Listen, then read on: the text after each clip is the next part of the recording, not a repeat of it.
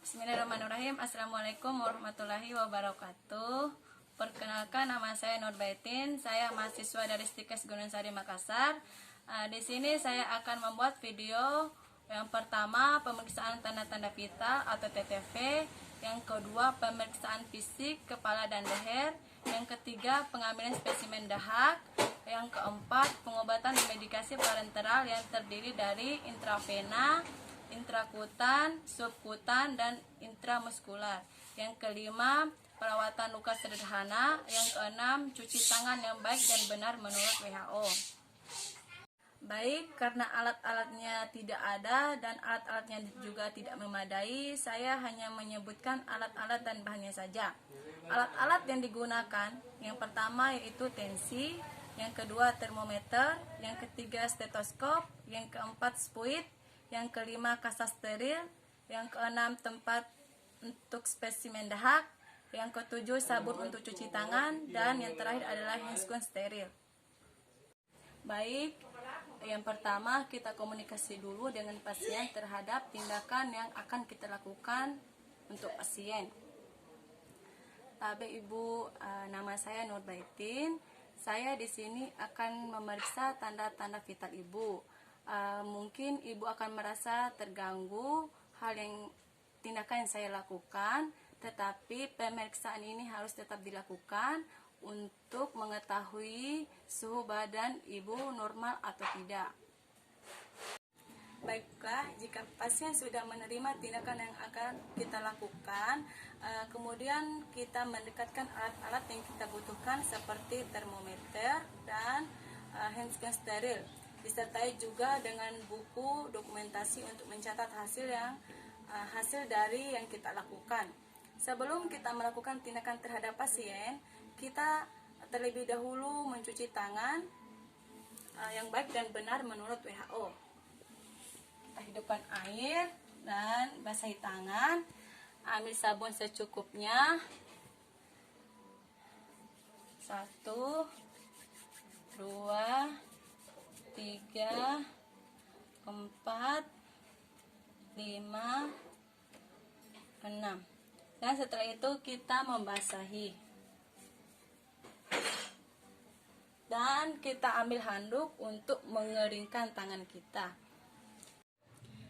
Baiklah, sebelumnya saya minta maaf karena alat-alatnya tidak ada dan tidak memadai. Saya hanya bisa memperagakan saja.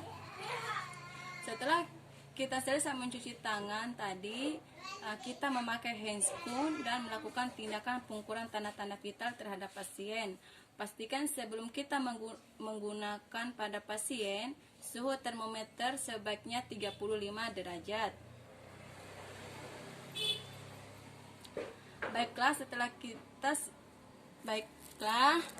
Setelah kita simpan termometernya di ketiak pasien, kita memberitahu kepada pasien bahwa pengukuran tanda-tanda vital ini dilakukan selama 5 menit lamanya. Setelah selesai 5 menit, kita angkat dan lihat hasilnya. Setelah kita mengetahui hasilnya, kita akan menulis di buku dokumentasi tadi. Misalnya, hasil dari pengukuran tanda-tanda vital tadi adalah 36 derajat. Setelah kita selesai mendokumentasi, kita mencuci termometernya dengan kapas alkohol agar termometer tadi bersih dari kuman atau kotoran sisa pasien tersebut.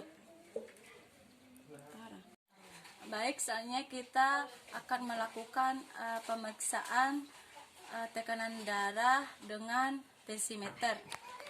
Baik, karena alat-alat kurang memadai, saya hanya bisa menggunakan alat-alat yang ada di sekitar saya saja. Baik, yang pertama yang kita lakukan adalah melilitkan benda tensi ke lengan pasien di mana adanya arteri brachialis. Sebenarnya caranya tidak seperti ini, karena ini juga sempit, saya hanya bisa menjelaskan saja. Sebenarnya ini harus menggunakan alat, tetapi karena alatnya tidak ada, saya hanya bisa menjelaskannya saja. Baik, setelah kita selesai menelitikannya, yang berada di akteri brachialis, soalnya kita klaim di atas, kemudian kita memakai stetoskop. Sebenarnya dalam pemeriksaan ini kita memang harus menggunakan alat, tetapi karena tidak alat, saya agak susah menjelaskan dan menerapkannya terhadap pasien. Baik, setelah kita memakai stetoskop, kita memasangkan stetoskop di atas akteri brachialis tadi yang saya jelaskan tadi. Soalnya kita pompa sampai sudah tidak terdengar suara nadi. Setelah kita selesai mempompa, kita bisa membuka klemnya. Nah, di situ kita bisa mengetahui berapa hasil dari tekanan darah pasien tersebut. Mungkin di sini agak tidak jelas karena alat-alatnya tidak memadai. Saya hanya bisa menjelaskannya saja karena di dalam pemeriksaan tensi ini tidak bisa diperagakan karena harus menggunakan alat. Setelah kita akan masuk dalam pemeriksaan fisik kepala dan leher. Yang pertama, kita tetap berkomunikasi dulu terhadap pasien mengenai tindakan yang akan kita lakukan, apakah pasien setuju atau tidak terhadap tindakan yang kita lakukan. Jika pasien setuju, kita akan melakukan tindakan yang pertama, yaitu membantu klien untuk duduk atau berbaring. Pastikan klien merasa nyaman. 2. Amati ukuran, bentuk, dan kesimetrisan kepala. Ketiga, inspeksi bentuk wajah, melihat adanya edema atau cekungan daerah bibir, sklenosis, tidak pucat,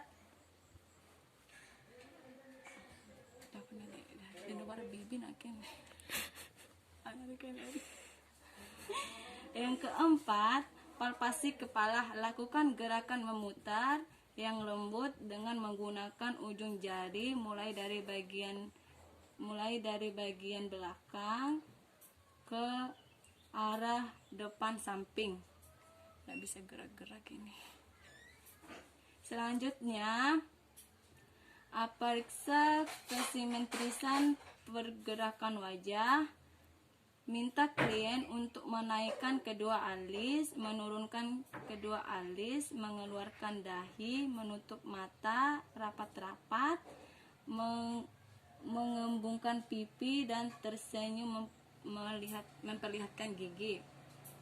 Selanjutnya, kita melihat di daerah lehernya apakah ada hal-hal yang lain atau hal-hal yang menonjol terhadap leher pasien. Jika ada benjolan atau luka terhadap leher pasien, kita mencatat di buku dokumentasi. Setelah selesai semua yang kita lakukan tadi, kita menulis semua hasil dari yang kita lakukan di buku dokumentasi. Jika ada hal-hal yang tidak bagus dan tidak baik terhadap pasien, semua kita masukkan ke dalam buku dokumentasi tadi. Baik, selanjutnya kita akan masuk di dalam pemeriksaan spesimen dahak. Baik, sebelum kita melakukan pemeriksaan spesimen dahak kepada pasien, kita harus menggunakan masker dan hazgown guna untuk menghindari kuman yang terjadi ketika kita melakukan pemeriksaan tersebut. Baik, Bapak di sini saya akan melakukan pemeriksaan dahak Bapak. Jika Bapak mungkin di sini Bapak kurang nyaman saat saya melakukannya, tetapi hal ini tetap dilakukan karena untuk mengetahui kondisi keadaan Bapak.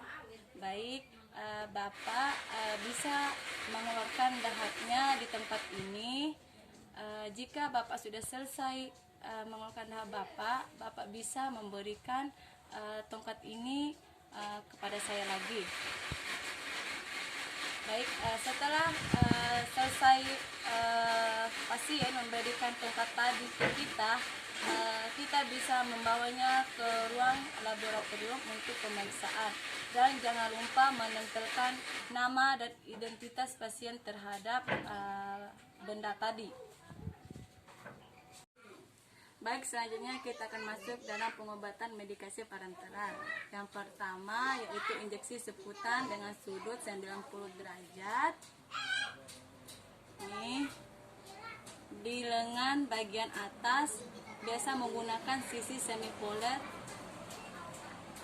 Pastikan di dalam ini sudah masuk obat, dan setelah itu bisa kita suntikan di lengan pasien.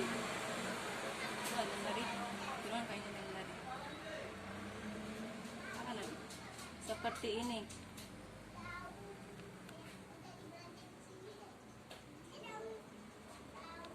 Yang kedua, selanjutnya kita masuk ke injeksi pada intraseputan, yaitu 15 sampai 30 derajat. Dia ada di sini.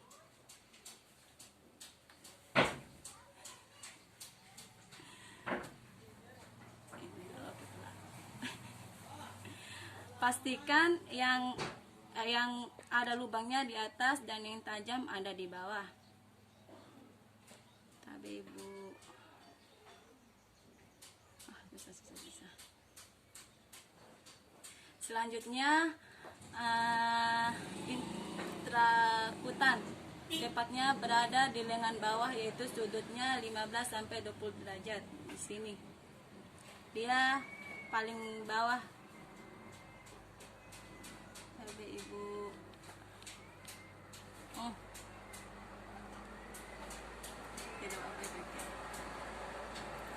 yang terakhir yaitu injeksi intramuskular. Dia posisinya harus seperti ini. Dalam injeksi ini biasa menggunakan posisi 45 derajat. Tapi Ibu, gimana persiapan Selanjutnya kita masuk ke perawatan luka. Hal yang pertama kita siapkan dalam perawatan luka ini adalah larutan NaCl. Karena NaCl ini dapat membantu mempermudah perbannya mudah terbuka. Ini seolah-olah kita sudah mengambil air NaCl dan kita masukkan di atasnya ini, sehingga kita bisa membuka perbannya perlahan-lahan. Setelah itu kita ambil lagi air larutan NaCl-nya pakai tisu. Kita bisa membersihkan di area luka tersebut perlahan-lahan, dan untuk membuang jaringan yang sudah mati di area luka tersebut.